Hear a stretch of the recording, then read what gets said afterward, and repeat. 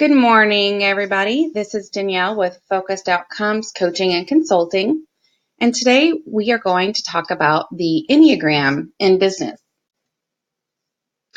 The Enneagram has been classified as a sort of GPS of wisdom and is a shortcut to understanding what drives people. I like to think of the Enneagram as your Maps app in your smartphone. It takes you from where are you now with no judgments to where do you want to be. It's all about forward movement, and it doesn't concern itself where you have previously been. And because we're also talking about business, it's important to note that in business, it's about people and it's about relationships. The Enneagram works on relationships, the relationship to yourself and relationship to others. So this is the Enneagram. The Enneagram has 9 types, and no type is better or worse than any of the other types. They're all very unique, and each have a word associated with that type. For example, the number 1 is the reformer, number 3 is an achiever, the 6 is a loyalist, and the 8 is a challenger. And the Enneagram works on your ego. So it's about when your ego was developed as a young child and has carried with you to where you are now. And when you start working on self-development and self-actualization, you can grow through your type. You are always one type, but you can grow and take on the positive qualities of the other types. If you look over on the right-hand side in the middle, where it says unity, you see it's just the circle with the 9 types on the outside of the circle. And that's when you're fully aligned in life. You are able to fluidly move throughout the Enneagram as needed. So for business sake, if you really needed to focus on getting the job done, you could flow into the number 3 and get things taken care of. If you need to do some research and gather a whole bunch of information before you make a decision, you would be able to easily flow into the number 5. If there is conflict and you need to have peace in the workplace, you're able to go into the number 9, the peacemaker. There are very detailed descriptions of each type. And each type has things called integration and disintegration. That's what happens when you're under stress. So it helps you recognize when you are in stress and how to get yourself out of it. So what is the Enneagram actually? Well, its purpose is to help people work on personal development, communication, leadership, teams, conflict resolution, feedback, decision-making, emotional intelligence, coaching, sales, and negotiations. So these are all for business reasons, but the personal development and emotional intelligence, that is for the relationship to self. Communication can be also. And then the leadership and the teams, conflict resolution, feedback, those are kind of more of the business aspects of the relationships. And this can be relationships with your clients, relationships with your employees, relationship with your boss, relationship with your coworkers, any type of relationship. And the Enneagram is really powerful because it acknowledges the complexities of the human psyche better than most other systems. So for the Myers-Briggs, it gives us our type. We take the test and it lets us know what type we are. But what's interesting about the Myers-Briggs is once we know our type, we have to work within that type. If you're an introvert, you're an introvert. If you're extrovert, you're an extrovert. That's just kind of what you are. And there's great guidelines in there for what are some good jobs or, good things that are compatible with your type, but it doesn't allow you to evolve. The Enneagram allows you to evolve. You still have your type, but you're able to take that type and just improve with all facets of life and grow from it. And there's many businesses that use the Enneagram, including Walt Disney, Motorola, and one of them that I find really interesting is the CIA uses the Enneagram in business. And businesses can use the Enneagram at any time that they would like. They could do it during the hiring process, when they're bringing new employees on. They can do it when an employee has been promoted to management. It could happen when there has been some conflict or poor sales or something like that, and the employer wants the person to have some development. It could just be used staff-wide with all employees so that the whole team can be a very highly productive and efficient sales force.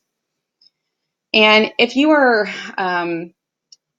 a sole business owner and you don't have any employees, you can use this yourself just to grow the business. And if you are not a business owner and you are an employee, but you just want to be better, this is also a great tool for you to use. So why should you learn your type as a business owner? Okay, so we all bring ourselves into work. So we all bring our egos and our personal challenges in, right? So would it be best to focus on personal challenges and business challenges at work? Or would it be better to work on just the business relationships and growth?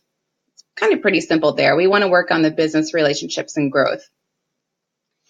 The Enneagram shines the light on habitual patterns, which become a barrier to success. What's fascinating is that we learn, stories or lessons when we are children, and we carry these lessons with us through life. Most of them are no longer applicable when you're an adult. And so it is preventing us from making that sale. It's preventing us from having that teamwork. It's preventing us from having the communication that's needed with other team members. And we're not even aware that we're doing it. It's so unconscious. And the Enneagram kind of waves a light and says, hey, let's pay attention to this. Again, businesses and the Enneagram, they're both all about relationships. And the Enneagram provides insight into our own and others' behavior and motivations and allows us to respond to the other person's intent. This is really fascinating. So take a number 4. They are very creative and have a lot of curiosity and creativity, and they tend to talk a lot. So if a person is talking and not actually able to maybe develop a good rapport, the other person can identify, okay, they're just really excited about this product and they're not ignoring me. They're just excited about the product instead of, ignoring me. So that's paying attention to the other person's intent rather than misinterpret their behavior. So going back to the motivators, the Enneagram is fabulous with motivators. And for the purpose of this presentation, I have taken out quite a bit of descriptions for the 9 types, just so that it all can fit in the PowerPoint. So number 1 through 9. Number 1s, they really like to empower others. 2s like making a difference. 3s, they want to be known as the best. 4, again, they're very creative. 5, they are really motivated by the quest for knowledge. 6 are committed. 7s, they really like unlimited possibilities. 8s, they want that power. And 9, they want to work through harmony. All those things will motivate you. So you can maybe find a job that allows you to have that motivation. You could change your mindset so that will allow you to have that motivation so you can be more successful. So we have strengths and we also have potential challenges in each of the 9 types. So going back to earlier in the presentation, we talked that the Enneagram was really good with personal development, communication, leadership, etc. Well, I decided to take one of the ways that you can use the Enneagram, and I picked sales, because in business, we're all about selling either an idea, a product, a service, whatever it may be. And so I picked sales and listed, again, the strengths and the potential challenges in that for each type. And again, I did truncate this for the purpose of the presentation. So let's take a number 2. Their strengths are they're really good with relationships. They're very warm. They're very service-oriented. Their challenges, they might have difficulty communicating negative information to the customer that the customer won't like. Say maybe the price, or maybe all the services that the customer wants is not what is offered. So while they know this information, it's very hard for them to overcome to say that. Okay, let's take a number 5. Their strength is they're very knowledgeable about all offerings. They can tell you every bit and piece of that item that's being sold. But their challenges is that they're very disconnected. They seem not to come with that human connection. There's not the warmth. They might not be able to develop that rapport easily. And these challenges are not guaranteed challenges. It's just an example of what could be going on. So, where's our roadmap? Well, this is a map for development. Again, only working on sales. And let's look at number 2. So what will help them develop in sales is to remember that clarity may be more important than trying to meet all customers' needs. Again, with that price, let's say that they're trying to sell a service that costs $500, and they know that the boss or whoever it may be has decided that's the value of that item, and that's what the price is.